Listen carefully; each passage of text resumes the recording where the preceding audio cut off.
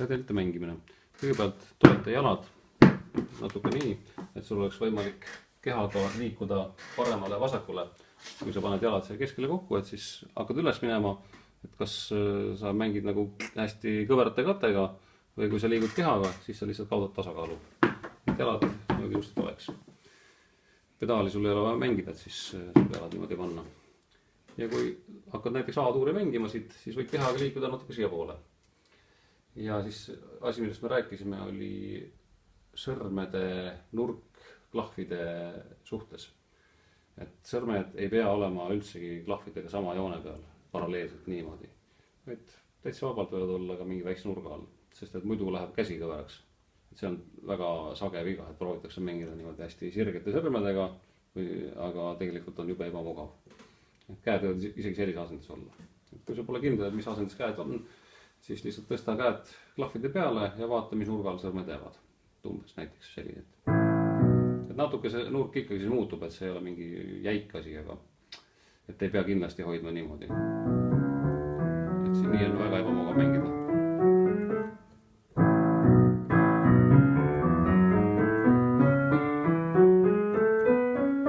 Kui sa praegu pead filmid, siis sa ilmselt näed, kuidas see nurk kogu aeg tegelikult mängu jooksul muutub.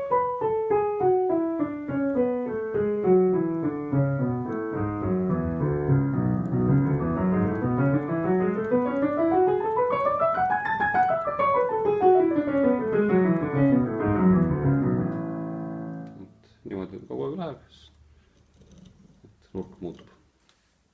Siis kokku-lahku harjutamise sellised väikseid harjutusi, kokku-lahku mängimise. Võtame selle E-tuuri praegu aluseks, et seda on natukene lihtsam alguses mängida.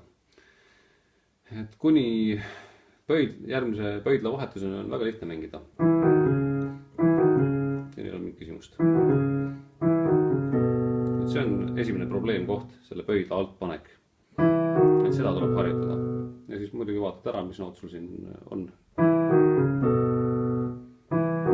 Ja kui jõuad selle pöidla peale, siis ülejäänud sõrmed lähevad kohe nagu edasi. Et nad ei ole kuskil siin. Vaid kohe niimoodi. Siis võtad näiteks ühe sõrme edasi.